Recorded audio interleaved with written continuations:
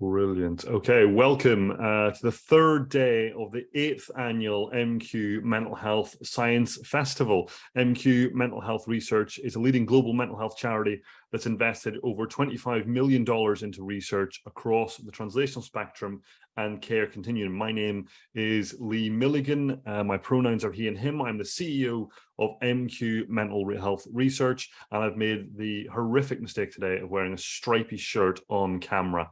So I apologize if that's causing any glare. I won't be on camera that long, so hopefully that doesn't hurt your eyes. I don't think I'm quite of the standard of Rory O'Connor or Niall Boyce in terms of shirt selection, for those that know those two classic individuals, but I will make sure I wear a better shirt choice tomorrow. This year's festival has been organised by an international and multidisciplinary panel of 8 individuals from 6 countries, collectively bringing a wide range of expertise, including mental health activists, academics, lived experience experts, policy advisors, all led by the chair of this year's MQ Mental Health Science Festival, Helen Fisher. A huge thank you also goes to Wellcome, who have funded this year's festival, allowing it to be completely free to all. We've got over 400 delegates registered across this 5-day festival events, joining us from all over the world. The aim of this year's festival is convening multiple disciplines and sectors to collaborate and share research and learnings to progress the field of mental health science. And today, we'll be looking at the fact that worldwide, people are struggling to access mental health care. Here in the UK, 1.2 million people are waiting to see a mental health specialist. And in low and middle income countries, 75% of people with a mental health condition receive no treatment whatsoever. How can we apply applications of digital technologies to improve access to mental health care, and what research needs to be carried out to ensure these interventions are effective? The talks and panel discussions from today, as with every other day of the festival, will be recorded, and they're all being made available on the MQ YouTube channel, and you can find a link to that in the chat. We're excited to have an international and diverse audience here today and throughout this week, including people with lived experience of mental health, researchers from all career stages, mental health practitioners, representatives from NGOs, community organizations, funders, and many more. You'll notice that throughout the festival, therefore, we'll be referring to people without their professional titles. This is to make sure that everyone in the space feels an equal contributor, and I hope you feel really welcome throughout the course of this afternoon. Please do remember when commenting that we have a really diverse audience with us today. So that includes people with lived experience of mental health. Let's be really mindful of the language that we choose to use in our comments and respectful of everyone. Throughout this week, we'll be discussing topics that some people might find upsetting or distressing. If you feel at any point that you need to turn off your sound and step back, then please do, and check out MQ's Get Help page on our website, where you can find a list of resources and helplines. We'll put a link to that in the chat. Also, if you are on Twitter or other social media platforms, we're keen to hear your thoughts and share the discussion more widely. So please use the hashtag MQ Science Festival. And after I finish talking, I am doing a live takeover of the MQ Twitter feed, where I'll be commenting on all of the content for today. During the talks and panel discussions, we are in a Zoom webinar format. So while you can't turn on your sound and camera, you can definitely use the chat to make any comments, and you can use the Q&A function on Zoom to add any questions that you've got that will be passed to the chairs of each of the panels. At the end of the webinar portion of today, we will have the opportunity to move into a breakout space where we will have the ability to talk and share camera and audio and chat to some of the speakers and ask questions directly as well. So there'll be more details about that at the end. For now, I'd like to encourage everyone to introduce themselves in the chat by answering 3 questions. Firstly, what's your name? And any social media handles. 2, which part of the world are you joining from today? And 3, what do you think the biggest challenge or opportunity is in digital technology within mental health? So name, where in the world are you from, and what do you think the biggest challenge or opportunity is in the digital technology space for mental health? As I say, use the chat function to communicate throughout the festival, and use the Q&A box specifically to ask questions to our speakers and panelists. Without further ado, I want to hand over to the chair of this year's festival, Helen Fisher. Helen is a professor of developmental psychopathology at the Institute of Psychiatry, Psychology and Neuroscience at King's College London, UK. Helen's research focuses on early risk factors that predict the development and persistence of psychotic experiences in childhood. We're delighted that Helen has been an MQ Fellow. She's also received several other national and international awards, including a recent Emerging Leaders Prize in Adolescent Mental Health from the UK Medical Research Foundation. We're excited and delighted to have Helen as the chair of this year's MQ Mental Health Science Festival. Helen, over to you. Thank you so much, Lee. Really fantastic to be here, and a really warm welcome to everybody who's joined us today for this third day of the MQ Mental Health Science Festival. Really excitingly, today we're going to look at the uses of digital technology in mental health. And our first session is featuring projects from around the world, which I know we're going to learn a lot from. So the first session is chaired by Pauline Whelan. Pauline is a digital director of the GM Digital Research Unit at Greater Manchester Mental Health NHS Foundation Trust, and a digital health technical lead at the University of Manchester. Really fantastic to have you with us, and I'll now hand over to Pauline to chair the first session. Thanks, Helen, and hi everyone. Welcome to this session on applications of digital technologies in mental health. I'm delighted to introduce three fantastic speakers for you today. We're going to hear from each of our speakers for 5 minutes each, and then we'll break into a panel session for questions and discussions, where we'll be joined by a fourth speaker. So I'm going to introduce everyone in turn before they present. So first up, I'm delighted to welcome Lauren Magoon. Lauren is Senior Health Strategy Specialist at Damagy. Damagy is a social enterprise that builds and scales sustainable, high-impact digital solutions that amplify frontline workers in global health programs. And Lauren is going to talk to us about digital solutions to scale global mental health programs. So over to you, Lauren. Great. Thanks so much, Pauline. I'm going to share my screen here. I do have some slides. Great. Good morning, good afternoon, good evening, everyone. Welcome. And thank you so much to MQ Mental Health for bringing this together. I'm really excited to be here. So as Pauline introduced, I'm Lauren Magoon, and I'm going to share a bit today about Damagy and what we are working on in trying to help scale mental health solutions around the world. So super briefly, we're a technology company, we're a social enterprise, and we build digital solutions for frontline workers. So people like community health workers, non-specialist providers, people who work around the world to provide important frontline services to the people out there. We've worked in 130 plus countries with over 1 million people, almost 1 million people, I'm getting ahead of myself, using our ComCare-based app, which we're most known for.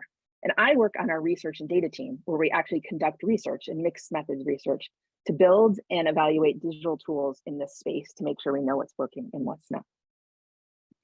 About 2 years ago, we at Damagy started proactively thinking about mental health as an area of interest and that we wanted to get into because of just the staggering unmet need that Lee mentioned earlier on. So few people have access to care, particularly in middle income countries where we primarily work, but also in higher income countries where there's also acute need and gap. So we started thinking about how we could help mental health programs or just general mental health and well-being of the world's population and see how we could participate. So as we got into this, we realized one of the key recommended approaches out there for scaling mental health are task shifting approaches.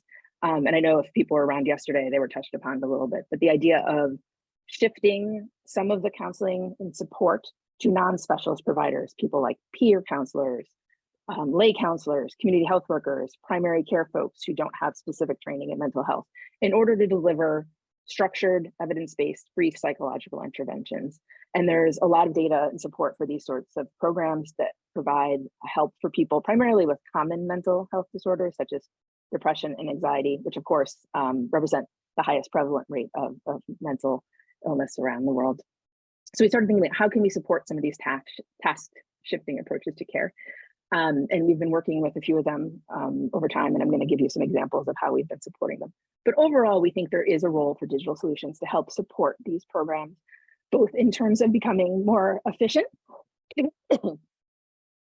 and building program capacity, but also augmenting these programs with potentially direct to client or direct to patient solutions to support their needs at home between sessions, because usually sessions are only once a week or once every 2 weeks for a short period of time. As well as we do think there is a role for self-guided applications for people to use on their own. I'm not going to talk about that much today, but if anyone has questions about that, we can talk about it in the panel or later on.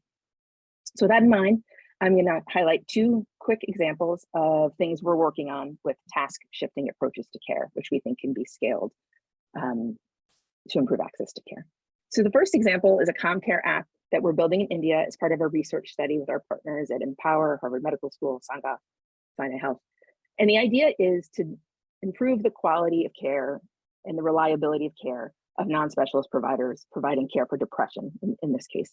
And the idea is to build an app. Actually, we've already built the app. It's not an idea. It's in user testing for the counselors to use before, during, and after sessions to improve quality. So it is the primary tool for folks to register patients, to screen them, in this case using PHQ-9, which is a clinical depression screening, and also support how they deliver care, giving them reminders and whatnot.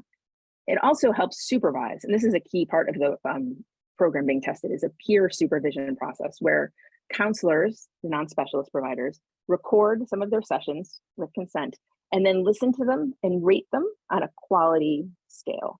And they do this themselves as well as the peers do this. And then they come together and discuss those ratings and ensure they're always working towards getting to higher quality sessions, doing what they're supposed to be doing each time to ensure, like I said, ongoing quality support and supervision for the folks providing care.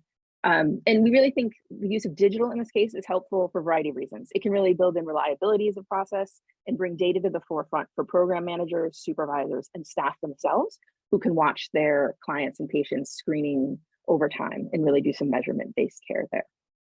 And we hope, if successful, like I said, this is part of a research study, so we'll know in coming months and years if this has been successful in improving the quality of care. We hope it is a scalable solution for other task shifting approaches as well. And then my last example here is actually a direct to client solution to augment the task shifting approach to care. So we are currently building a prototype chatbot. So it looks kind of like text messages, which is a familiar format for many people around the world, by no means all. We recognize that, but for many people. And it supports clients between those sessions that, like I said before, usually only happen once a week or every couple of weeks, so that they can remember what they were taught in counseling sessions, remind them to do the exercises they were taught and suggested to do in order to, really enhance and augment the work of the non-specialist providers. And this is meant to be part of the program, so the non-specialists would assign certain tasks, and the app will help remind the clients or patients to do that important work on their own. And that project is also being user tested in a research format right now to make sure it really is usable, feasible to be used by the clients and patients, and for the non-specialist providers themselves, in order to make sure we're not, we know it works before we start giving it to other people. So that was a real lot of information in a short amount of time. So I'm looking forward to the panel where hopefully we can talk more about some and other issues. And if anyone has any questions, pop them in the chat or my email's on the screen. Thanks so much, Lauren. That was a brilliant overview. And I'm sure people have lots of questions, so please do post them in the chat and the Q&A, and we will pick them up in the panel session. Now it's time to move on to our next speaker, and I'm delighted to welcome Liliana Parra. Liliana is a knowledge broker working in strategic communication, design for social impact, and international development. And Liliana has managed many projects to ensure effective knowledge sharing, storytelling, and editorial design in various sectors across the world. Liliana is going to talk to us now about VIP customer service experience for mental health support, the case of Masuno in Colombia. So delighted to welcome you, Liliana, and over to you. Thank you, Pauline. Thank you. I'm sharing my screen now. Hello, everyone from Colombia. My name is Liliana Parra. I am the founder of this community-led organization that started in a very organic way. What I'm going to present to you is it's a pilot project that was an idea that started during the pandemic with the support of over 50 volunteers around the world from 9 countries, something that didn't have any funding whatsoever other than the generous contribution of the skills, talent, time of our volunteers, and also the licenses of some generous tech companies that donated their technology so we could do some experimenting and some service to our community. So basically our solution started around the idea that there was information overload and there was a lot of confusion during the early times of the pandemic. We found out that there was very little information with practical value, and everyone was having quite a hard time trying to make sense of everything that was going on. So we said, why don't we set up a knowledge center, a help center, where we could organize a little bit, curate all this information, try to support people in any way that we can. So we started receiving applications from many different places, many different skills, and we rapidly organized a team that was a small but mighty team that started curating all this information, and we focused on physical health, mental health, financial aid, everything that people were needing, and the needs were changing so fast at that time. So we rapidly found ourselves understanding that mental health was one of the key issues, and not only maybe complex, as we heard in the previous presentation, maybe not complex conditions or complex situations, but also simple anxiety cases where people really needed to talk to someone. So in a very organic way, we started this help desk where people could do a few things. First one was coping with information overload. So we organized in a very organic, very simple way with natural language, a way to search for answers that you could rely on, because we were only using authoritative sources, and our volunteers did a fantastic job at growing this information architecture so fast so we could keep the pace of it. But also we realized that our solution was addressing some of the socioeconomic determinants of mental health. How our solution was easily accessible from a mobile phone, was an omni-channel solution that could be easily accessible from social media. So we started like also advertising our platform on social media with great results.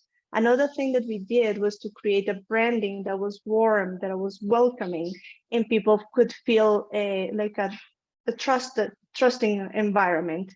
So people didn't need to go places in order to find the information. But since this is an omni-channel platform, we could also actually respond to the request from the public when they clicked on the help button. And then you basically enter an environment where it's an interface similar to when you go to customer service for any service that you want to get. So it was free. There was no barrier. You didn't need to go to a place. And also was we think a point of entry that was very simple for people to just explore, and if they felt the need to ask for help and say, I need to talk to someone. Once they decided to talk to someone, we had a group of volunteers, professional psychologists, onboarded by a senior psychologist who was doing the quality assurance, and they will have a first-time private consultations. Most of our users were young women who were first time having an interaction with a counselor, first time having an interaction with someone who knew the mental health issues that they wanted to talk about. So this was for us an awakening, because we realized how big of a need we have in countries like Colombia. Here, if you want to access mental health services, you have to go through a GP first. And that is a barrier. That is a huge barrier, because first of all, you may not think that you are in need of a service. And also, if it takes a GP consultation first, that is a huge barrier. So people started just sort of like coming to us for advice, and then they will have an opportunity to have 2 up to 3 sessions with the same psychologist, And then depending on their cases, we also would consult them on the different services that the government offers or the different options and therapy options that there could be in a more formal setting for them. So we integrated all these channels that you see here on the right-hand side.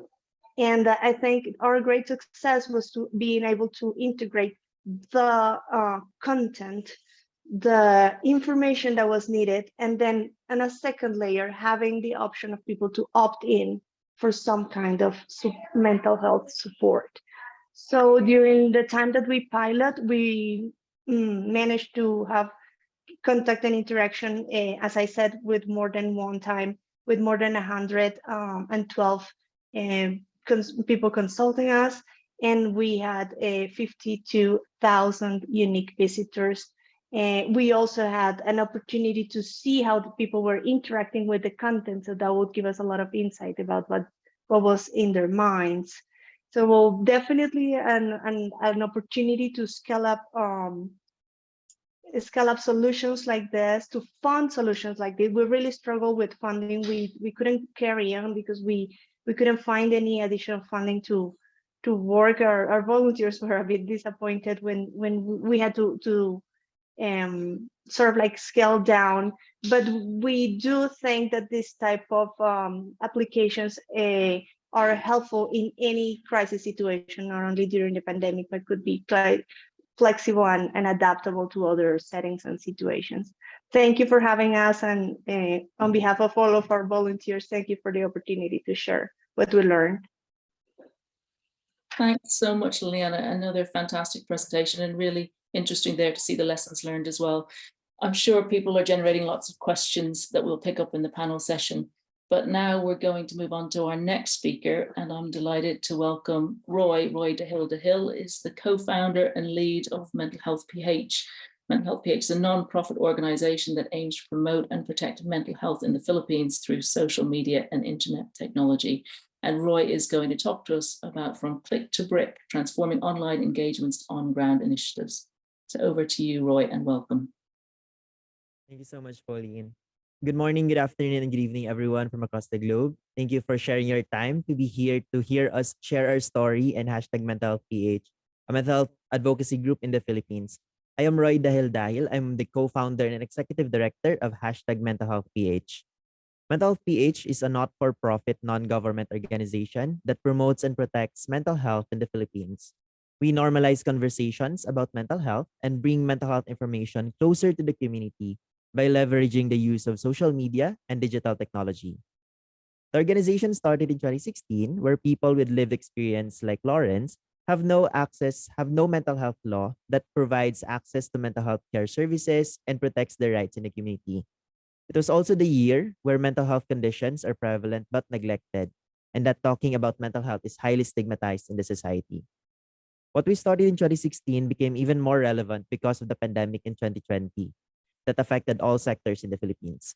The Ministry of Health reported an increase in number of mental health-related calls due to the COVID-19 crisis. And also data reported by the crisis hotline showed increase in suicide-related calls and anxiety-related concerns. In Mental Health PH, we believe that mental health is a fundamental human right. We believe that everyone deserves to be seen, heard, supported, and especially for their mental health. So we built this community by inspiring and investing into awareness of mental health among the public, empowerment of its members towards support, and collaborating among different sectors for sustainable solutions. Our efforts are guided by our 3S and 3Os framework, where we believe that in order to holistically sustain a meaningful change, we need to increase the awareness and improve the attitudes and behavior at the individual level, challenge culture and norms that are unhealthy, and pushing for policy and systemic reforms in the community that will enable one to take care of their own mental health. So we do this by maximizing different social media platforms in unique functions and features to reach more audiences in the Philippines that have little to no access to contents on mental health. One of our longest running campaign is hashtag Usap Tayo, or in English, it's Let's Talk, which is a regular Twitter conversation happening consistently every 10, 20, and 30s of the month. By leveraging social media, we were able to bring mental health education to the communities and really meet them where they are. Digital technology allowed us to connect people across different geographic locations with different interests and expertise and of different walks of life. We've created and protected this safe space with the hopes of expanding and inviting more people in and forming more circles for others. This commitment transcended beyond online and digital media. The community formed online mobilized volunteers to conduct on-ground activities, campaigns, and mental health educations in school, workplaces, and other local communities. And true enough, since we've started in 2016, we were able to mobilize community of mental health champions who are also volunteering and sharing their time and passion for us for the mental health advocacy. The community we built online also forged partnerships with different mental health organizations, professional groups, and organizations of various disciplines all over their expertise to contribute to mental health. And we're proud to see that it's not only happening locally, but also internationally. We've clinched partnerships in Mental Health Innovation Network, and we're part of the United for Global Mental Health. Through our campaigns and consistent online initiatives, we're able to invite amazing mental health champions who work with us to develop innovative solutions in mental health. Few of our notable digital products are the Mental Health Directory, mental health chatbot we call Kapwa, downloadable self-care kits, and next year we will be launching a research-based mental health mobile application we call Gabay or Guide that will help Filipinos access mental health support. But most importantly, the online community we've built has helped and linked service users with mental health service providers near them through our publicly available and validated mental health directory. We have done a lot and we will continue to do more to ensure that every Filipino will have equitable access to mental health care, information, and services. This is our mission. This is the world that we in Mental Health PH envisions, and we know we can make this into reality. What we've learned through the years is that digital technology could not only provide mental health services, but also could create safe spaces online for people who need help when none is available in their immediate physical space. It has and it can save and improve people's lives. And we believe that the application of the digital technology to mental health should not be limited only to healthcare services. We invite you to be innovative and explore more ways to bring us closer to a mentally healthy community. We have done it and we know that we are still capable of doing more. We look forward to be working with you together and making mental health and well-being a global priority. Thank you so much. Wonderful. Thanks so much, Roy. We've had some great examples this morning of digital technologies being used to address some mental health challenges. So we're going to move now to a panel discussion. Unfortunately, Kelvin, who was going to join us as a lived experience expert for the panel session, is struggling to access the links, so he may not be able to join us. Something to think about, I think, generally as we're thinking about digital health inequalities and the impact of not having access. So it's a pity that Kelvin couldn't join us, but we're very grateful that Michael McTiernan, who's from the DataMind Research Advisory Group, is able to join us today. Michael has lived experience of struggling with anxiety, insomnia, and neurodiversity, and we're delighted that he's going to join this panel session as well. So just to get us started, and people on the call, please do post questions and comments in the chat and we can take them to the panelists. But just as we get started, I wondered if we could go around the panel and just if people could talk to us about what do you think are some of the success factors in the application of digital technologies in mental health? So maybe if we just go round in order. So Lauren, would you like to comment on that to start us off? Yeah, sure. So I think, I'm not sure this is so unique to mental health, but maybe particularly important in mental health is really working with the users of the technology first when you're really designing and really doing a true human-centered design approach, which is something we always try to do, certainly, and do, qualitative and quantitative interviews, talk to the people in all parts of the system you're trying to improve or work in, so that you're not, going too far down a path to something that's not going to be usable or people aren't going to actually going to use, and really making sure people aren't just telling you what you want to hear, which sometimes can happen as well. So I think that's really just a really critical thing to make sure you're building something that will actually be used, and actually also has some evidence or theory behind it about why it actually help improve outcomes, of course, as well. So that would be my main suggestion. Great, thanks so much. Michael, is that something you'd like to comment on as well, that question? Can you hear me now? Oh, perfect. Yes, that's it. Success. So Digital health, yes. So user engagement is critical. I think the first two things are to know there's a problem to be solved, and to know what that problem is. So don't try and solve mental health. It would be very difficult to solve the whole world of mental health, but you can solve specific things, or you can address specific things. So I would be focused on the type of user and the type of issue. So it might be young people and eating disorders would be a really good example, or young people and panic attacks or self-harm, but very specific things. I think engagement is critical. So lots and lots of, someone described me, there's a graveyard of mental health apps that don't get used because they don't engage people and they don't change people's lives. And I think that comes down again to understanding your user and being able to provide personalized services to them. And fundamentally, what we do has to make a difference, and it has to be better than what's currently there. So for me, those are things. So user engagement, personalization, focusing specifically, and changing people's lives. Wonderful, thanks, Michael. And I'm delighted that Kelvin has been able to join us after all. So welcome, Kelvin. It's fantastic to have you on the panel discussion. So Kelvin is a therapist and founder of Leeds Community Foundation. Kelvin, we're just talking at the moment about what we think the success factors are for digital mental health technologies. And I wondered if that's something you'd like to comment on. You're on mute, Kelvin. Can you hear us? I'm able to hear you. Can you type it on the comment section? I'm having a network. Sure, no problem. Liliana, would you like to comment on that while we just post the question for Kelvin in the chat?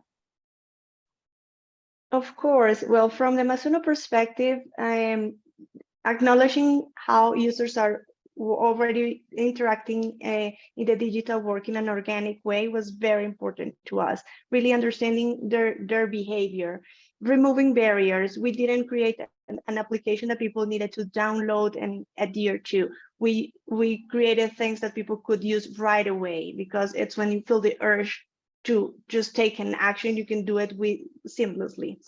And another thing that we learned is we cannot underestimate the importance of branding. We really created an environment that felt safe, that felt warm, that felt interesting and engaging for our users. And that was one of our keys to success. And also, don't forget that even if we're providing a service, even if the service comes from the government, from a charity, even if it's for free, providing superb customer service is critical. People want to feel this, as I call the presentation, this VIP customer service being offered. And this is going to help us with adherence and with them wanting to come back and just interacting with us and our services. Thank you. Roy, is that a question you'd like to pick up as well? Yeah, sure. I have 3 points on how we can improve digital technology and mental health from the level of health promotion. So first is improving the communication. So on us, we have to make sure that the language that we are using, the tone and the voice of the messaging are very tailored fit or specific to the target audience that we want to educate. We want to make sure that they're able to understand, and that it's something that is not too technical for them, because if it's too technical, sometimes they will just scroll and not continue reading about it.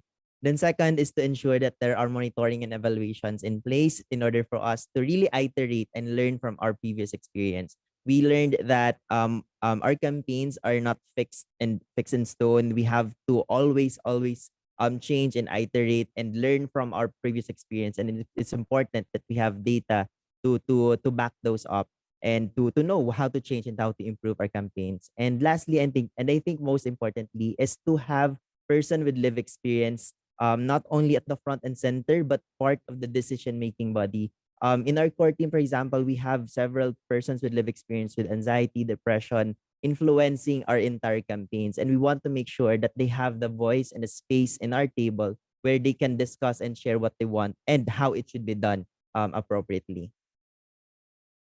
Great, thank you. Kelvin, are you with us at the moment, and would you like to comment on the success factors in the application of digital technologies in mental health? I know you're struggling with an unstable internet connection. No, unfortunately, I think we've lost Kelvin again. Okay. Liliana, there's a question in the chat for you. And it's asking if you could tell us more about the link you saw through Masuno between information overload and mental health. And I think that was a really interesting point that you made about information overload in your presentation. I just wondered if you could expand on that a little bit for us. Absolutely. Yes. At first, we were a group of volunteers struggling with how we could just support our community being in lockdown. So we were struggling with the information overload ourselves. So we figured out that other people might be facing the same. Even where to get a COVID test was a mystery at some point, where to get a vaccine later in other stages. So we started curating information on organizing information. But then we realized that that was just like first stage of the interaction. And then people may want to present us with a case or to present us with a request for support. So this is why we enable this ticketing service where just as any customer service, you get help from an agent. And this is where we had this great opportunity to create an entry point for mental health services. So it was not an excuse, I would say it was a gateway to a wider range of services that you can offer, but you first start with great quality and curated information. Wonderful, thanks. And there's a question for Lauren here. Clinical decision support technologies are used by health workers in various areas. Is there the same potential in mental health? Yes, I mean, I think that potential is definitely there.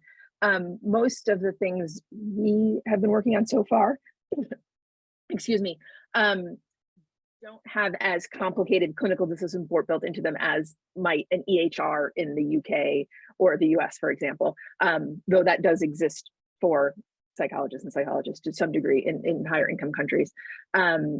We've been primarily working with more non-specialist providers who have more simple apps. That said, they do still, I think, increase reliability in that they incorporate, validated screening tools, and sometimes we have built in, reminders. So the idea would be the non-specialist would check their app before the session, not necessarily use it in session because that can be distracting depending on what you're doing. But like, okay, today I'm supposed to do this, this, and this in session, which just builds a reliability of process in there, although isn't true clinical decision support. I'd like to think we can get there even in the sort of lower middle income non-specialist programs, but I personally haven't seen that built in yet. I think it's probably the next stage. Once we figure out this works and really does improve outcomes and allows the programs to be more scalable, right? Because it becomes more clunky. And now we can't actually scale these programs. That would actually be not a great thing. So I think more to come in that space. Thank you, really helpful. We have a question in the chat now about how important do you think adaptation is while reaching a global audience using digital technologies, and are there universal messages that translate across culture? Roy, I see you nodding your head. Would you like to take that question first?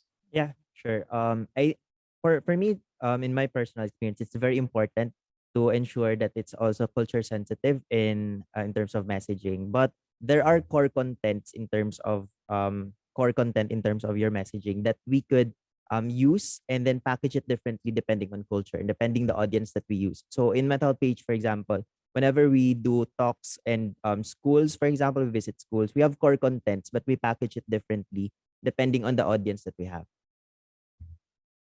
Wonderful, thanks. And Michael, I wondered if that was a question you'd like to comment on as well. Yeah, I think the environment in which people live clearly has an impact on their mental health. We've heard from speakers here already that in first world countries there's maybe more access to mental health support, and in other countries there's less. But more specifically, living in poverty, you're more likely to have mental health issues, but less likely to have access to the support.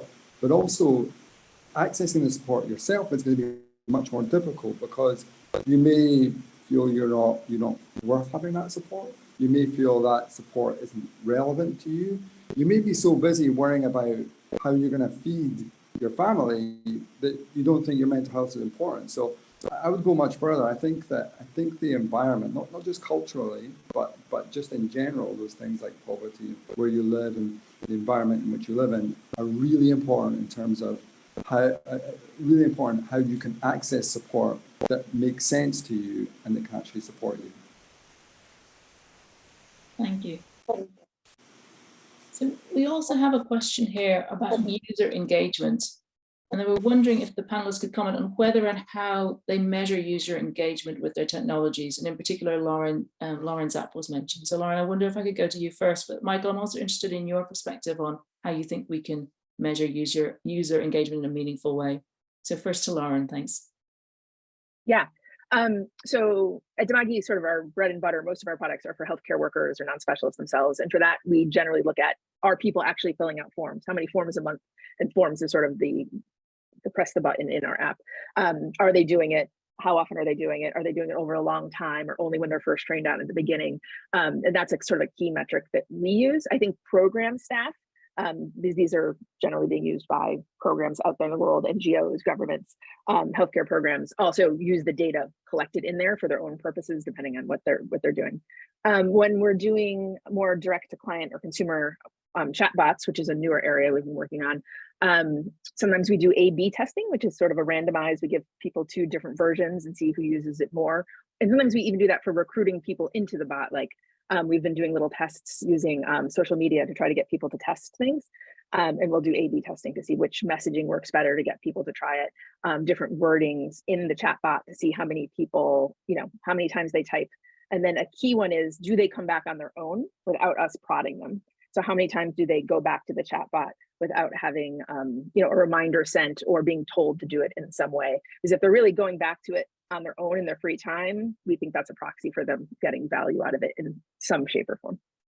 But these are early days for us. There's probably people out there who have much more sophisticated ways of doing it than I personally have worked on.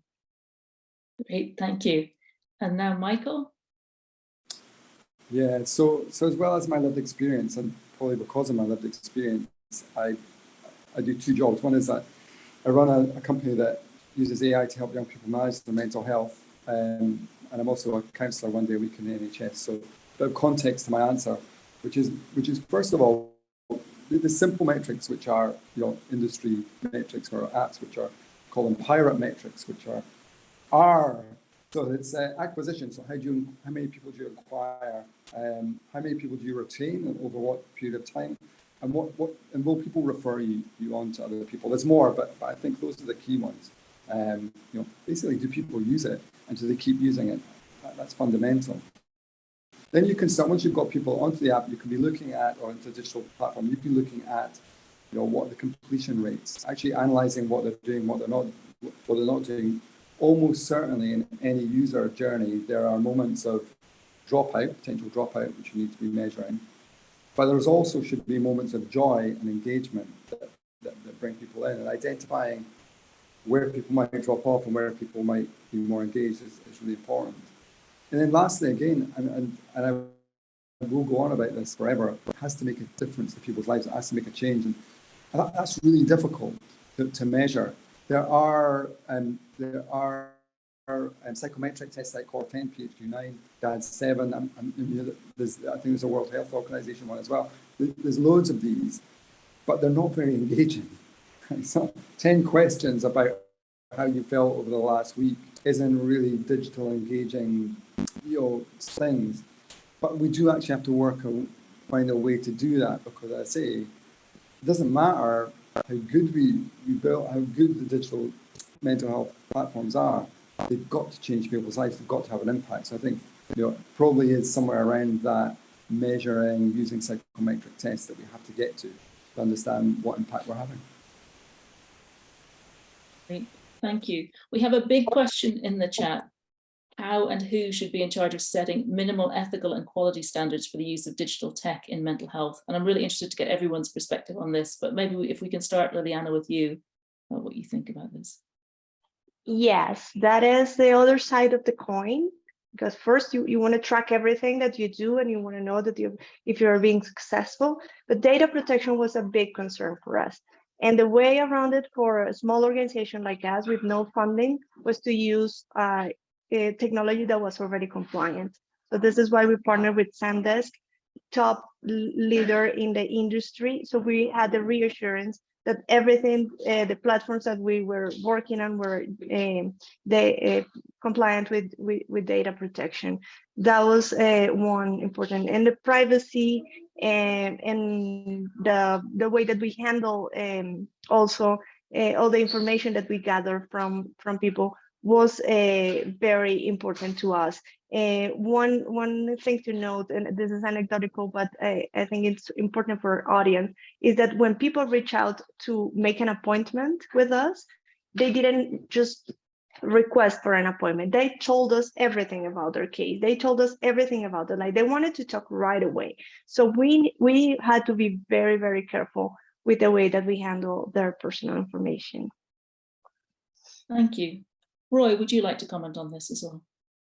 Yeah, I'm saying this but in the context of the Philippines, we still don't have this entity, or they don't have this body. But I believe the best way to go about it is to have an external body that checks and balances everything that's being done, that set policies on digital technology and mental health. In one of the social media platforms that we've been using, we were sitting in an external group where it's a safe and trust council, where members of different NGOs and person with lived experience are there to comment and sit and ensure that this platform is performing and not causing more harm than good to the people. So I believe the way to go, and I hope in our country also could have that external body that that audits and set policies in place.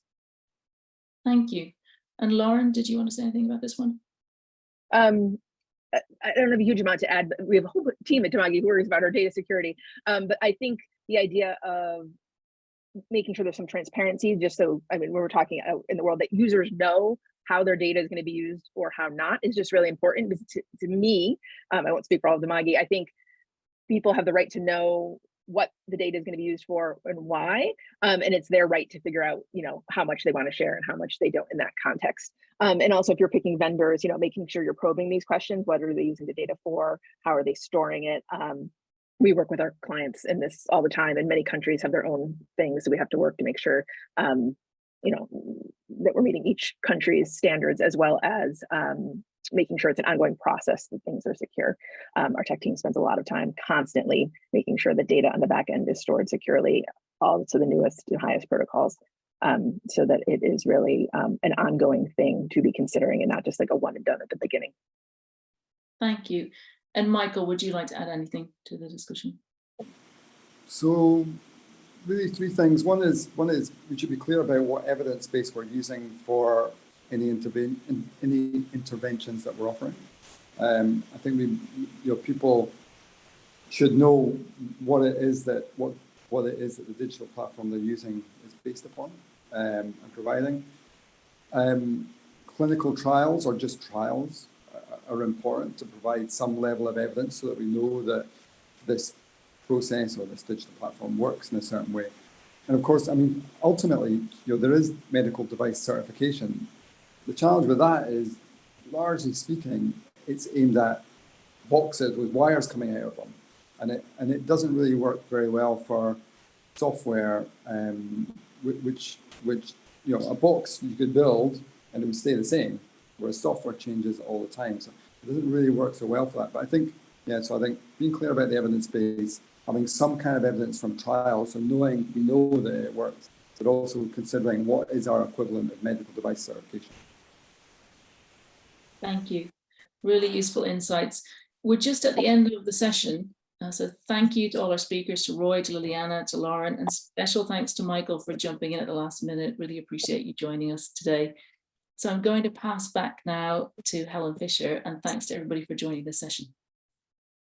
Fabulous. I'm going to give you all a huge clap because no one else is able to do that on this screen. And just to say absolutely massive thanks to Pauline for chairing, and all the panelists for such a wonderful and enlightening session. Some really great to hear how you've been using digital technology to support the mental health of people from around the world, but also to great discussion around some of those challenges that we need to be really mindful of when developing those platforms, and also some of the legal and quality aspects of those. So thank you so much again. We'll now move on to the second session, of today's festival.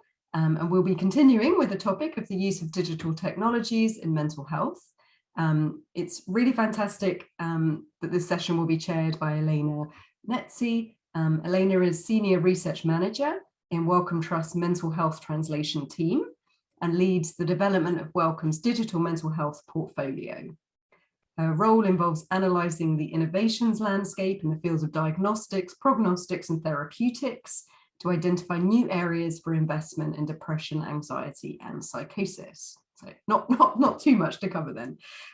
Elena is a developmental psychologist with a special interest in maternal mental health and early child development. So without further ado, I'll hand over to Elena, and great to have you here. Thanks so much. Thanks, Helen. Thanks for that introduction.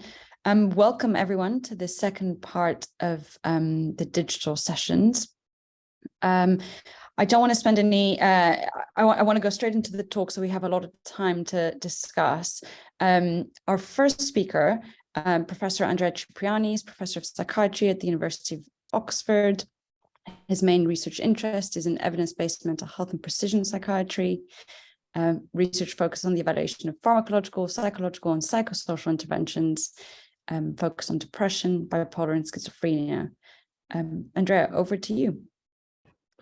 Thank you. Thank you very much. And it's great to be part of such an interesting meeting. I'll try to share my screen, and please shout if there are problems. So I have only 5 minutes, and I wanted to start with my point of view, which is mainly my daily job is as a clinician.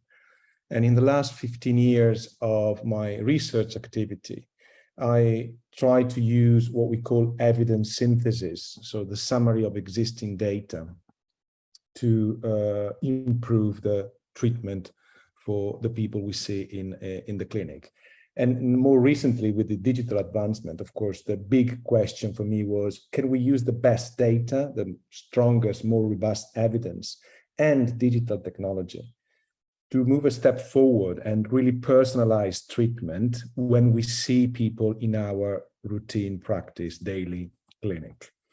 And the starting point was an observation I made looking at the wealth of data we had collected over time, which was the main limitation. We had only average effects.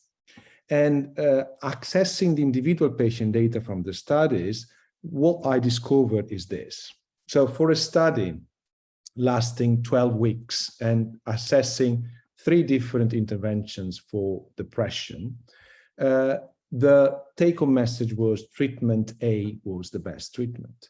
But actually, looking at individual patients' data, I found that this on the right here, I hope you can see my mouse, this on the top right is the trajectory of symptoms over time, 12 weeks, for Helen.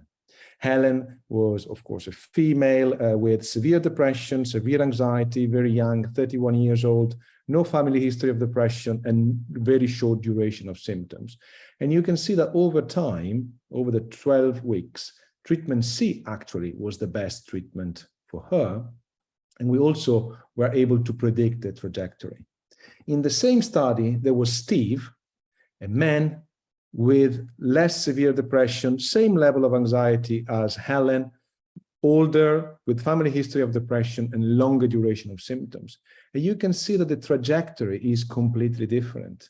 Not only B is the best option for him, but also the slope is completely with a different shape. So the first thing is, well, we know from the data that people respond differently to different treatments. But the big limitation was and is, these are not really individuals. These are a group of people with the same sex, same age, same severity. So what can we do? And this is where the digital technology helps. What can we do to really tailor the treatment to the individual? The answer is incorporating the preferences of the patients. and the clinicians. So Steve, we said before, is a man, 58 and so on, but his preferences in terms of adverse events are, he doesn't really care about insomnia and nausea. He's worried about sedation, a bit about tremor, definitely. He doesn't want to gain any weight. And he's healthy, no cardiac risk for him. And this is the ranking we can produce of treatments based on his characteristics and his preferences. But for Nick, same age, same severity, same situation in terms of group characteristics, the preferences are different because he doesn't care for insomnia, but cares a lot about nausea and tremor, and he has cardiac risk with a QTc prolongation. And you can see that D, which was the treatment fourth in line for Steve, becomes actually the preferred treatment for Nick. So what we did, and this is the study I'm about to start in a couple of weeks in Oxford, it's called Petrushka, which is an acronym for Personalized Treatment for Unipolar Depression in tailoring risks, preferences, and also big data. And it is on the computer. So during the consultation with the GP, people can see on their screen what is the process in terms of expressing preferences about adverse events. This is about antidepressant in depression. In green, you have the screen that the medic sees, the clinician sees, but here in blue is what the patient has on their laptop or their mobile phone or iPad, whatever it is, tablet. And the first thing is to ask people, what are the side effects that really bother you? And they can choose 5 out of 10 because we cannot compute too much information. But let's say they identify headache, fatigue, diarrhea, and dizziness, insomnia as the 5 most bothering side effects. Then we ask people to rank them. What is the most you want to avoid and the least bother about? And once they rank the 5 adverse events, we also use a sliding bar to quantify how big are the differences. For me, headache is 100%, fatigue 90%, and diarrhea is 70%. For Elena, could be 100, 100, 100. It depends on my own weight and preferences about the different adverse events. And this is what we produce. In real time, we give this information, evidence-based, personalized, and tailored about 3 options. This has been developed with people with lived experience. So this is why, for instance, when we show the antidepressants 1, 2, and 3, we don't use numbers, we use visual graphs in order to show with the 5 circles, like TripAdvisor, what is the most recommended, and the differences are in absolute terms. So you can see that if you take antidepressant 1, you have 21% probability of developing headache. So we are testing this system. It is digital. It will be free for the NHS if proven effective. And this, I think, the way to go. Thank you very much. Thanks so much, Andrea. And I'm sure there are many questions. It's a very interesting presentation. We're going to move very quickly to the next one, but we'll come back to a lot of the issues that Andreas brought up just now around precision psychiatry and medicine. So our next speaker is Dr. Faith Matcham, who's lecturer in clinical psychology. Faith is a health psychologist specializing in mental and physical comorbidities and the use of digital technologies to measure and manage chronic health conditions. Over to you, Faith. Great, thank you so much. Hopefully you can all see and hear me okay, and I'll share my slides now. Can you see my slides? Hopefully, yes. Yes, we can. Great. Thank you so much for the lovely introduction. Today, I'm going to talk really briefly about digital technologies for remote symptom management. And my experiences are across a range of health conditions, but I'm going to try and apply this to mental health problems. So smartphones are becoming increasingly ubiquitous and have inbuilt sensors that can collect a whole range of information about how we interact with technology with our phones and how we interact with the world around us via Bluetooth sensors, screen sensors, geolocation, weather markers. And this sort of passive sensor data collection can be partnered with app-delivered questionnaires that can provide high frequency assessments of mood, cognitive functions, speech patterns, anything you'd be interested in asking.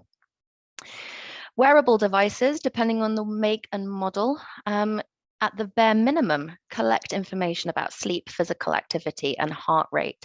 And partnered together, these types of data collection can paint really rich characteristics of an individual's life and patterns of behavior at no additional burden to them. So this kind of remote sensing, I think, is really exciting in the context of mental health care and management. It has potential in 3 major areas. So firstly, to improve how we're measuring symptoms and experiences. This data are high frequency. We can collect data really rapidly over long periods of time. It's unobtrusive. People don't need to do anything more than wear an activity tracker and carry a smartphone with them. It's objective. A lot of our mental health measurement in psychological research and practice is all based on subjective recall, which can be extremely biased and asks people to relay how they've been feeling for the past few months in a 10-minute clinic appointment. It's holistic. It allows us to partner physical and mental health to create an overall picture of how someone is doing and how someone is behaving. And also this high frequency of data means that we can capture variability and sort of within person change in symptoms over time, and also reflect context reactivity. So events, life events, and environmental cues that might change our physiology and our patterns of behavior. I think these data have huge potential to improve care via digitalized interventions. These can be personalized to people's individual data. There's no point in providing a sleep intervention to someone who has no problems with their sleep as part of their depression. It can be targeted. It can target the right people at the right time who reach a certain threshold for further intervention. And it can be adaptive and responsive. So as symptoms improve, the amount of intervention or the amount of content delivered to an individual can vary and change based on their own requirements at that time. And finally, I think this kind of data collection has huge potential to support those really critical in-person interactions that happen in mental health care, supporting decision-making and that therapeutic relationship between a patient and their clinician. For those who feel able to, having access to their own data can help enable self-management and help people reflect and look at their own behaviors and identify their own patterns and trends. This kind of data collection really lends itself to personalization and helps us move away from a one-size-fits-all approach. So having people personalize their own goals and monitor changes and track their own achievements can be really, really rewarding. So most of my experience in this field comes from working for the RADAR MDD study, which was conducted as part of RADAR CNS. This was an EU-funded project that ran across multiple sites across Europe. And I ran the depressive disorder work stream of this project. And in a nutshell, we recruited 623 people across 3 sites who each had a recurrent major depressive disorder. They were asked to wear a Fitbit, to download a smartphone app that collected data from their smartphone sensors and fill in a range of questionnaires. And they were followed for 2 years. And we used this data to predict relapse, remission, and a couple of other critical outcomes. Analysis of this data is still underway, but we've shown that engagement with the technology was really good, regardless of people's levels of depression severity or anxiety, or most of the other things we were able to measure. We are preparing data which shows that within-person variation in sleep time can predict relapse up to a month later. And we've also had colleagues and PhD students within the team who have really gotten to grips with this literature and identified the potential for these kinds of inbuilt smartphone sensors to predict depressive outcomes. So that's the RADAR project. Work is still ongoing. We have a couple of other projects going on at the moment. So using similar technologies to identify loneliness in an elderly population, digitalized interventions which use this smartphone and Fitbit data to provide targeted interventions, and to provide sort of holistic diagnosis systems for heart disease. I think that's my 5 minutes. Thank you so much for listening. Thank you very much, Faith. That was very, very clear. Please add any questions for Faith and for Andrea in the chat. And we'll now move quickly to the last presentation by Dr. Heidi Tranter, based at the University of Manchester. Heidi, are you here? Yeah. Great, super. So Heidi is a research associate at Great Manchester Mental Health NHS Foundation Trust. And her work involves working on projects with the Digital Research Unit and co-facilitating the CAMS Digital Young Persons Advisory Group. Over to you. Thank you. Hopefully those slides have come up for everyone. So yes, my name is Heidi and I'm here today to tell you all about the Enhancing CAMS Referrals project, also known as ENCAMS, which is being run by the GM Digital Research Unit. And just for reference, CAMS stands for Child and Adolescent Mental Health Services. So the project is responding to an urgent need to improve the CAMS referral process, as at the moment, about a quarter of children and young people who are referred into the service aren't actually accepted for treatment. So the project aims to firstly understand what the difficulties and pain points are in making referrals to CAMS, but also to think about the potential solutions to these to improve the referral process so that only children and young people who CAMS can support are referred into the service. We've collected data sets from 4 NHS trusts across the north of England and individual patient level data from 9 CAMS sites, so within those 4 trusts. We've also engaged with over 100 key CAMS stakeholders from across the country through a series of focus groups. And when I use the word stakeholders, I'm referring to children and young people, parents and carers, CAMS professionals themselves, and key referrers into CAMS. So people like general practitioners, school staff, and staff from the voluntary and community sector. As I mentioned before, these focus groups explored both the problems within the CAMS referral process, but also we discussed potential solutions to these. And there's a breakdown of the focus groups just below that. So 12 problem focus groups, and we had 65 participants across those groups. And we had 8 solution focus groups with 45 participants across those groups. So what did we find? Well, our statistician analysed the data set and found that there has been an increasing number of referrals into CAMS since 2016, and also a gradual increase in the number of unsuccessful referrals, which isn't proportionate to the increase in the number of referrals. There were differences both between trusts and within trusts, which suggests different demographics and also different processes within the referrals themselves, so who could refer into the service and the stages that follow that, again, both between trusts and within trusts. And out of 3 of the 4 trusts we received data from, we found that referrals often came from GPs. So based on the quantitative data, we can't say how things need to change over time with respect to service configuration, but we can say that there does need to be more transparency and more consistent data collection about this aspect of care.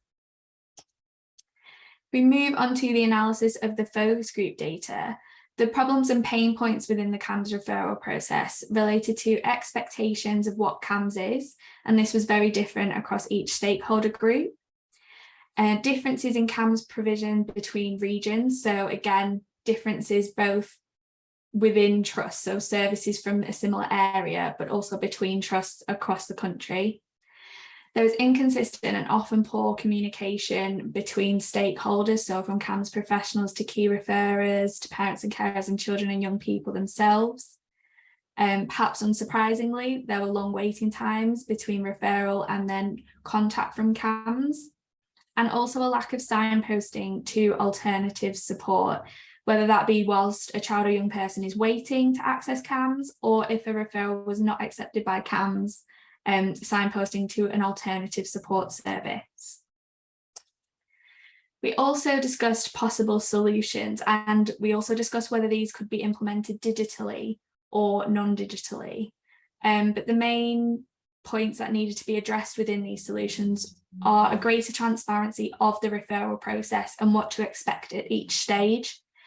As we've said before, better signposting, even pre-referral. So before that referral is sent to CAMS, is there an alternative service that is more appropriate for that child or young person that they should be referred into?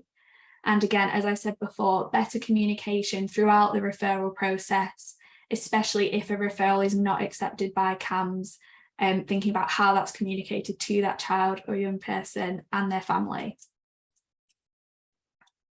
And hopefully that's just within time. Thank you so much, Heidi. If I can ask the other speakers to also turn on their cameras if they feel able to.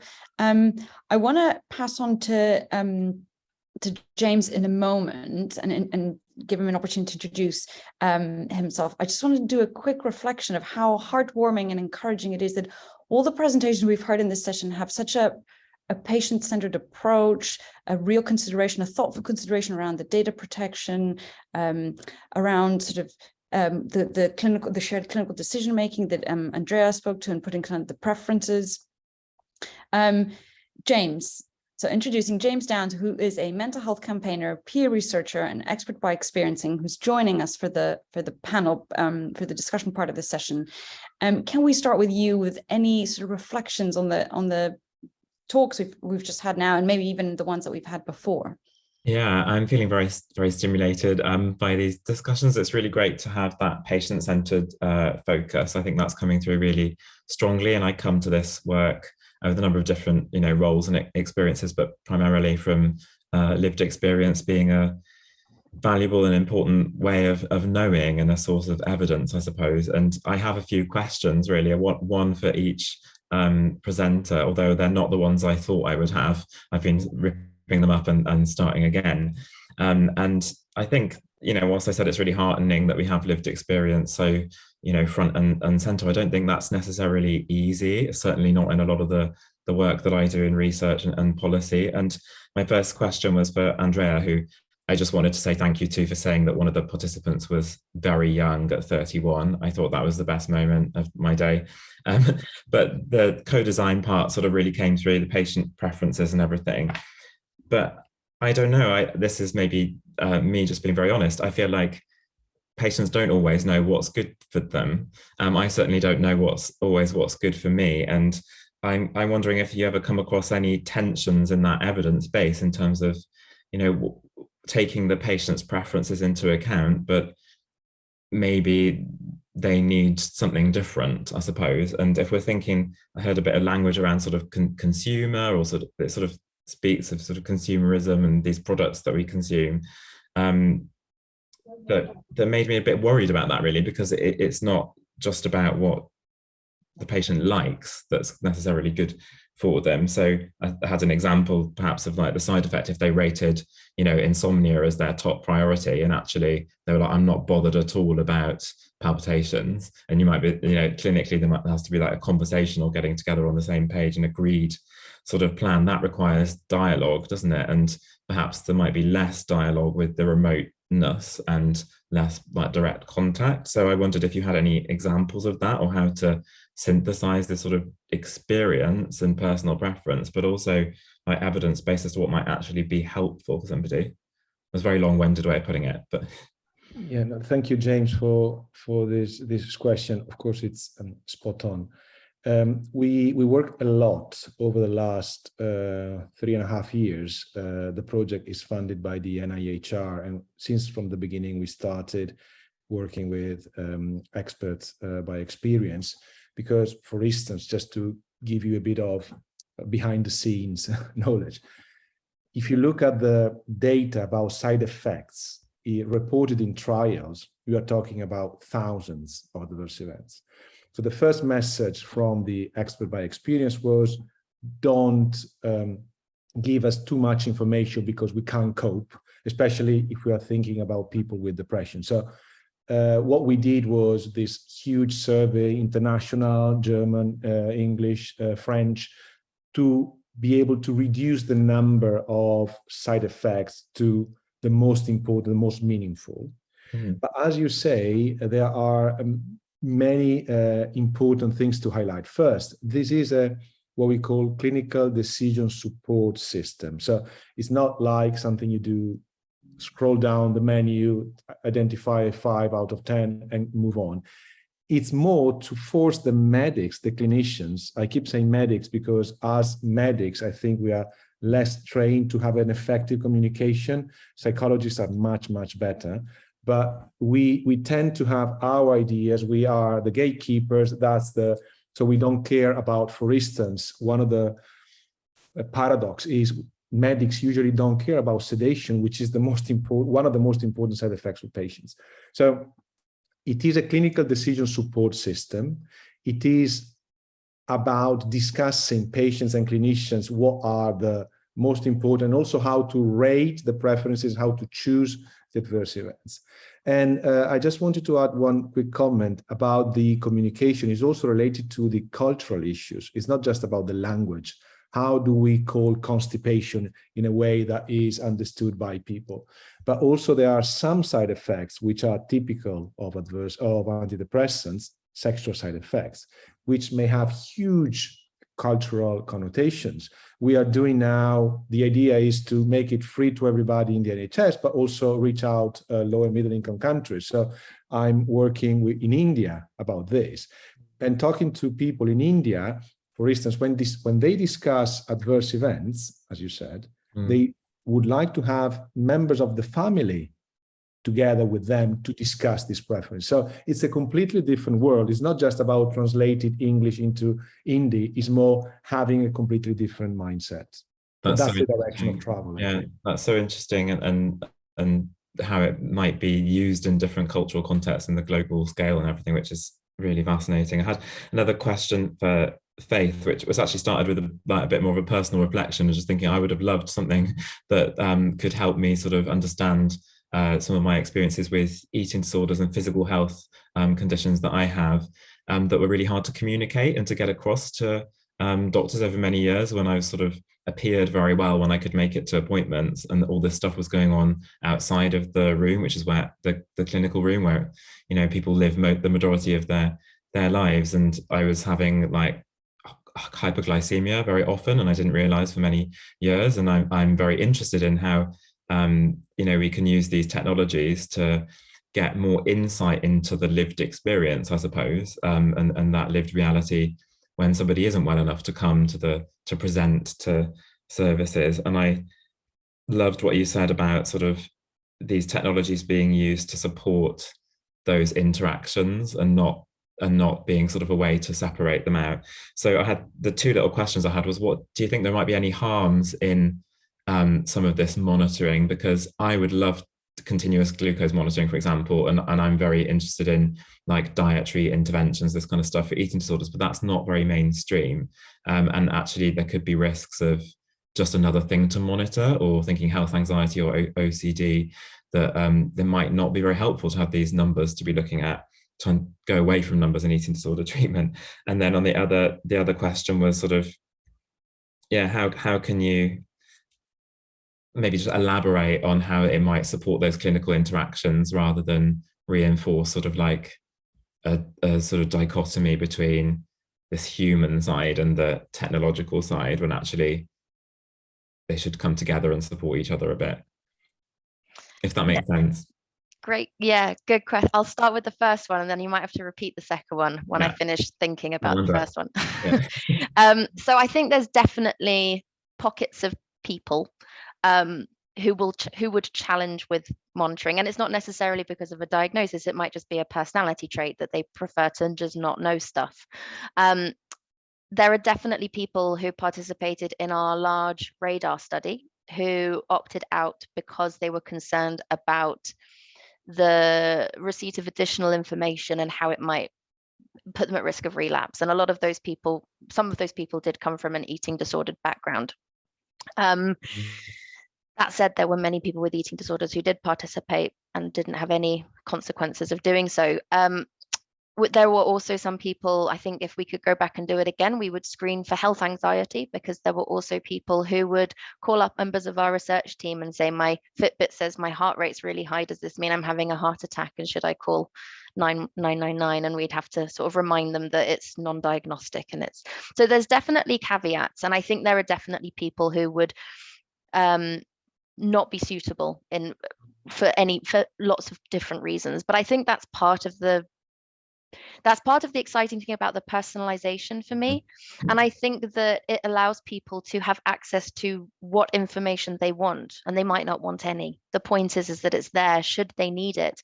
And that sort of brings me to the next part of your question, which was how I never think technology should replace an interaction with a human being, but I do think it has huge potential to augment and supplement what we know about people. And if you can imagine, like, sitting in front of your psychiatrist or your psychologist, and they say, so how have you been sleeping in the 3 months since I last saw you? To be able to say, this is how I've been sleeping, here's my data, this is what it says. You know, you can look at particular parts of the last 3 months and periods when you've been sleeping well and periods when you've not been sleeping well, and reflect on what was happening in your life at that point that might have contributed towards that. So I think the two are sort of connected. I think there's freedom in being able to choose what you want to access, when you want to access it. And I think that lends itself to sort of informing those conversations with your healthcare providers, with your support network.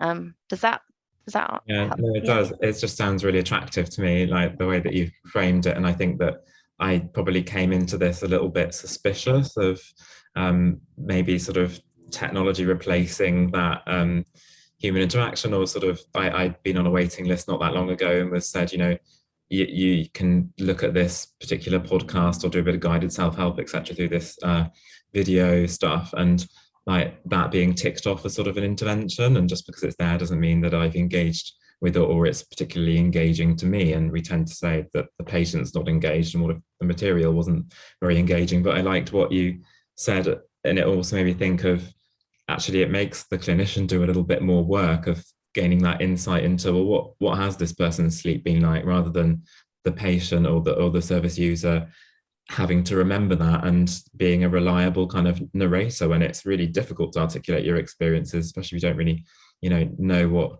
what they are, or if you have multiple different problems and have physical health problems as well, it's hard to untangle. So I thought it was great.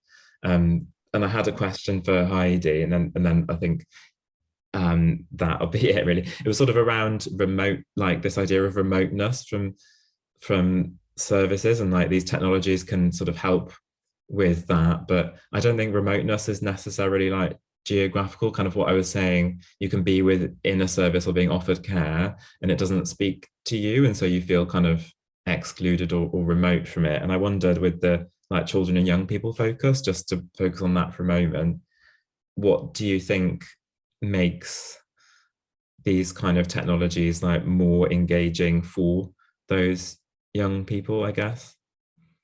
Yeah, it's a good question, James. And I think what Faith said was quite important about it not being seen as a replacement, but more so something that can be used in conjunction with. And that was something that came out of our focus groups and the kind of co-design that we had throughout the project with children and young people and parents and carers as well.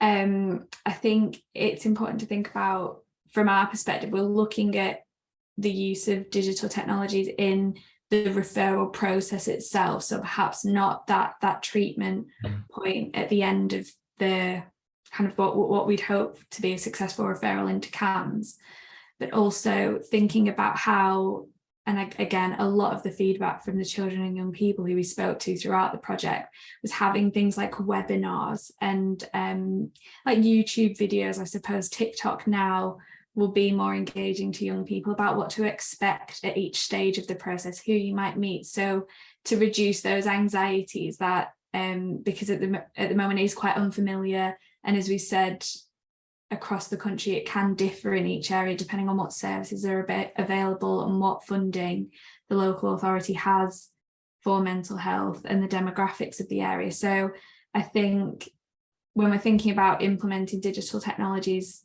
in the referral process itself, using things like webinars, perhaps standardizing websites, but again, like you say, making that engaging depending on the stakeholder group. So if it's children and young people, how will the information be presented in a way that's clear to them, that they understand, and so reduces their anxieties about what to expect during that process. That's really important. And I think like that's something that I would have liked as well. And just going with my personal experience and that sort of clarity and even relationship building with the potential service that you might be going into, or this idea of change or recovery or engaging with your health and your mental health. Because sometimes it's quite a lot of terminology or stuff to get your head around, just thinking about it. And people tend to be very motivated or more motivated when they ask, and there's often a wait. And it's like, how can you capture some of that and help people to make changes if it's appropriate for them, perhaps even whilst they're waiting, because otherwise it can sort of be lost time, obviously balancing that with, you know, what's safe and who takes responsibility for what. But I think that it really does sort of, what I'm taking away from this is that it really, this area that I was kind of skeptical about, because I saw that it was going to be like TikTok presentations like that, shows which age bracket I'm in, and I stop at Instagram and whatever Snapchat is, I have no idea. But it's sort of, actually I'm going away feeling like that really has so much to offer if done well with the patient at heart, and to facilitate and support the other parts of care and the other ways in which care happens, to fill some of the key areas that like I and lots of other people like me know are real gaps in care. So I wonder, Elena, if I missed anything out, or is there any questions coming to you? There's a couple of questions that have come in from the audience. So maybe I can ask, Andrea, you've touched a little bit on this with your work in India, but one of the questions was around sort of digital interventions and digital mental health management in lower middle income countries. I think the question was specifically for Africa. Andrea, maybe we can start with you, and if anybody else would like to also take the question. Obviously, what you said around sort of involving the whole family sounds incredibly complicated in managing as a clinician. Yeah, yeah, absolutely. So we are, as I said, we're working on depression, and what we're trying to do is to expand. So we have the next countries will be South Africa in Africa, and then Pakistan and India. But I know that there are groups around the world, especially John Torus at Harvard, and they have a fantastic program of research, which is an open platform, which is used for studies across the world. And they have, the program is also supported by the Wellcome, and it's called MindLamp, and it's a way to monitor symptoms, but also have the educational component. They have also some different levels within the app, different levels of different ways of collecting data. So you have the standardized scales, but also the diary. So it's a very innovative and global way to monitor digitally symptoms for people with mental health disorders. Thank you. Heidi or Faith, did you want to come in on this topic? No? Okay. So we do have one more question. I think we've got just 3 minutes left to our session. So how can digital health be used to reduce the number of young people who are referred to CAMHS, helping them to avoid the circumstances that trigger the referral? Heidi, should we start with you? Yeah, that's fine. I think when we're thinking about, especially from the perspective of our project, so using digital health technologies to improve the referral process, I think something that came out a lot from the discussions we had with the stakeholders was a need for more transparency and clarity around who can CAMHS help and who can't they help, and to use technology to improve awareness of other services within. As we've said, there's no standard approach in every local authority area, it's different. But in your area then, better awareness of what the alternatives to CAMHS are, because as a lot of us might be aware, or if not, CAMHS has quite a high threshold. They're seen as a moderate to severe mental health service. So if a child or young person is experiencing kind of low level anxiety or low mood, where is the appropriate service? And as I mentioned before, perhaps a standardized website with awareness of that can help reduce the number of referrals that are made into CAMHS that won't be accepted by that service then, because there are other services that are more appropriate, if that makes sense. So it's not necessarily avoiding circumstances that trigger the referral. It's thinking about which service is the most appropriate for that child or young person to access for their support. Sorry, just a very quick comment to the thing that James put on the chat about the personal use of the device. I remember a comment from people who work in Africa and about the digital technology, especially with kids. And one of the big problems is that they have one mobile and they share the mobile or the technology with the family. So understanding whether it's really personal or it's something that is used by multiple people is something that we may give for granted, but actually there are local differences that have to be taken into account. Exactly. Something I did not even, it's ignorance really, I just didn't even occur to me. I think of them as personal devices, and of course some people might have one for a family. I mean, 20 years ago that's what we had. So yeah, it's completely different, isn't it? Completely different use. Exactly. Thank you to everybody for such thoughtful questions and inspiring presentations, and for the lived experience involvement in the day. It's been great. Thank you. Yes, thank you everyone. And I think we'll pass back to Helen at this point. Fantastic. Thank you ever so much to Elena for wonderful chairing, and all the panelists, especially James, who's for a really fantastic session and really thought-provoking discussions. You provided some really fabulous and valuable insights into the use of digital technology to support people's mental health, but also really emphasized how important it is to have thoughtful approaches to ensuring that people receive the right support for them, and really taking that user and person-centered approach. So thank you so much. Really, really appreciate it. And we're now going to move on to the poster session. And this year, MQ has organized a really creative way for poster presentations to try and make them more accessible to a much wider audience. And that's through the format of TikTok videos. So we're now going to watch 2 of those videos, and then we're also going to watch an animation from a campaign led by the McPinn Foundation called Mental Health Research Matters. And the animation is about how we could do better mental health research, which is very relevant to the theme of this conference. So please sit back and enjoy the presentations.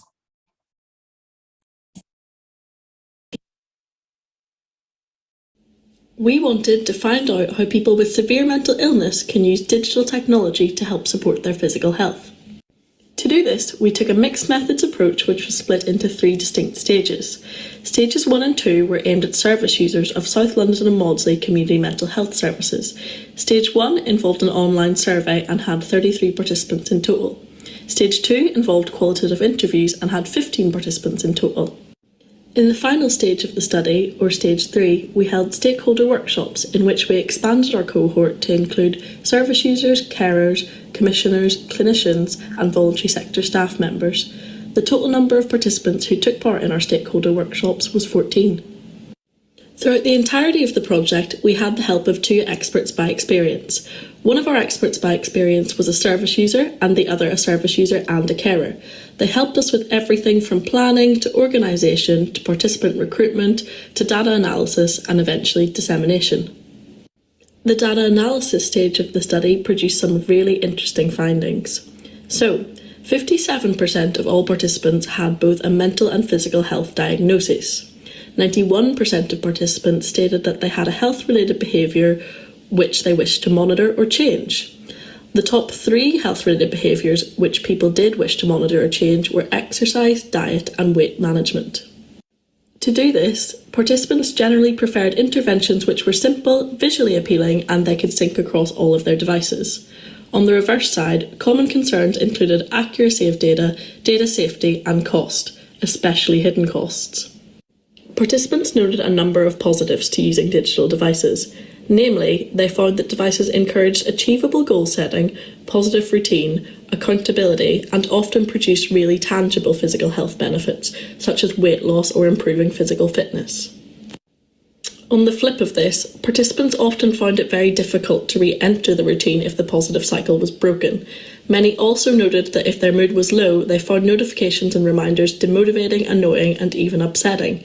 It was also noted that the participants were a lot less likely to engage in use of their device if their mood was low. Across the board, there was a general appreciation that digital health interventions could not replace clinical care, but were considered to be a helpful tool or aid for many of the above reasons. They helped service users to feel a sense of control over their own health and really helped facilitate the relationship between service user and care team.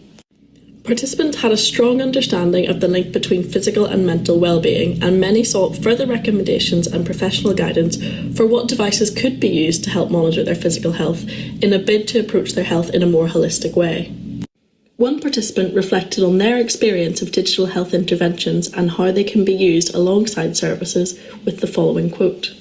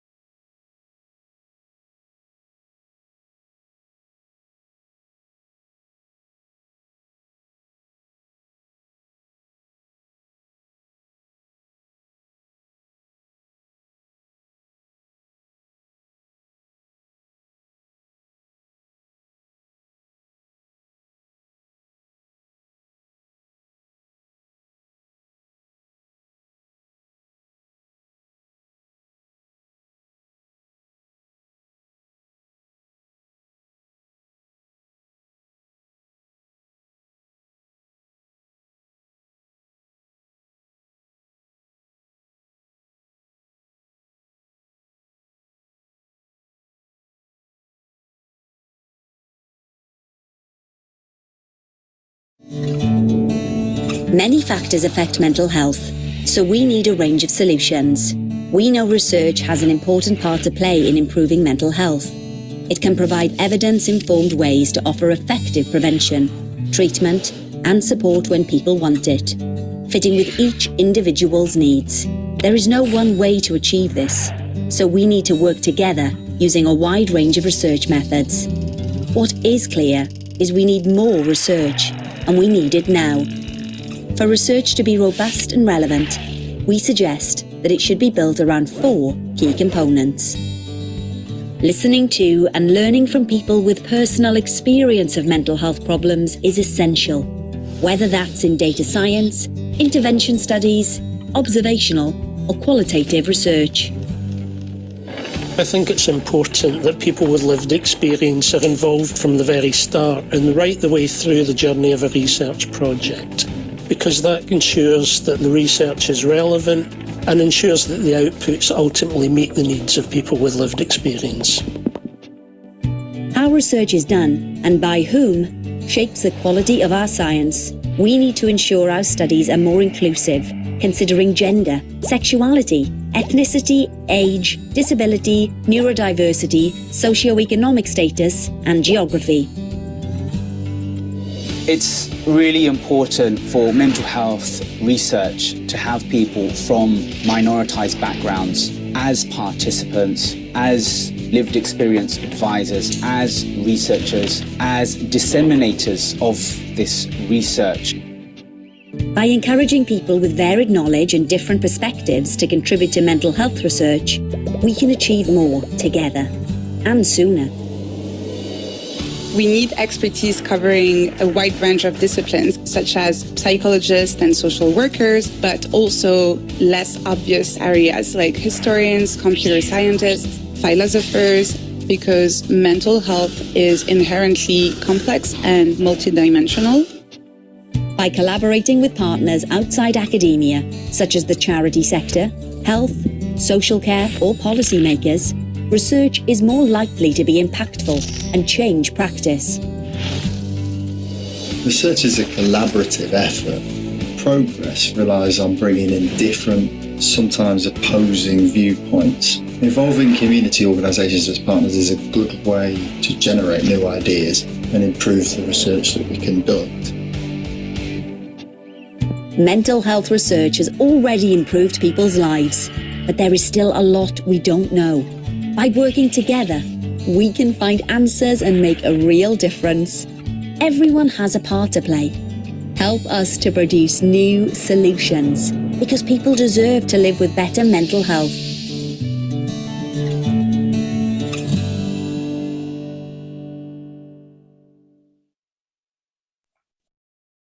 Brilliant. So a massive thanks to our TikTok presenters for creating such wonderfully engaging posters to share their fantastic research on the use of digital technology to support the mental health of people in different parts of the globe. And really fantastic to see one with audio and one without, just to show how we can engage diverse audiences. So that's really great. And also fabulous to see the animation from the Mental Health Research Matters team. And as I've put in the chat, please do join the conversation that they're having about why mental health research matters that's taking place on Twitter. It'd be great to have your input into that too. And finally, from me, a huge thanks again to all of our chairs and panelists today for the really enlightening and thought-provoking discussions. They've provided many amazing examples of how digital technology can be effectively applied to support people's mental health and the opportunities that that brings to reach a much larger number of people and across diverse geographies. But they've also flagged many of the challenges that this brings and how important it is to co-produce those digital interventions and platforms with those with relevant lived experience, to consider personal preferences, contextual and cultural factors, and most importantly, to find ways to ensure that no one is left behind, to avoid further widening inequalities in accessing support. So before I hand over to Lee to tell you about the Zoom discussion meeting that will take place next, I would really like to encourage you to complete the feedback form. This will really help us to improve and shape future events at MQ. Please do continue sharing your reflections and takes on the presentations and discussions today on social media using the hashtag MQ Science Festival. And if you've missed other days of the festival, you can go to the MQ YouTube channel and watch those. And please keep sharing that with your networks. Please also don't miss tomorrow's session, where we'll be discussing the topic, really important topic, of premature mortality and mental health. And I'll now hand over to Lee to tell you more about how to join the Zoom meeting to carry on these fabulous discussions. Thanks, Lee. Brilliant. Thank you so much, Helen. Thank you to all the speakers, panelists, chairs, and everyone who contributed questions. A really interesting discussion, and I've been furiously attempting to capture all that on Twitter at the hashtag MQ Science Festival, so do take a look and join the conversation. And we're going to continue the conversation now, as Helen said, and the way we're going to do that is we have a separate Zoom room that you'll be able to access. There is a link in the chat there that says to join the discussion. copy this link. So you can copy that link and drop that into your browser. And in about 1 minute, this webinar will shut down and that Zoom room will launch and open, and you can follow that link. Or alternatively, you can wait for this to close. It'll dump you into the lobby ceremoniously, and you can click join on the discussion there. And that discussion will be chaired by MQ's lead for mental health inequalities, Mariana Bolivar, who will host a discussion between everyone who's there, from panelists to delegates from across today. So copy that link into your browser or somewhere safe, or wait for this to shut down in about 30 seconds time, and we'll see you over in the Zoom room. A huge thank you, everybody. Hopefully we'll see a lot of you tomorrow as well.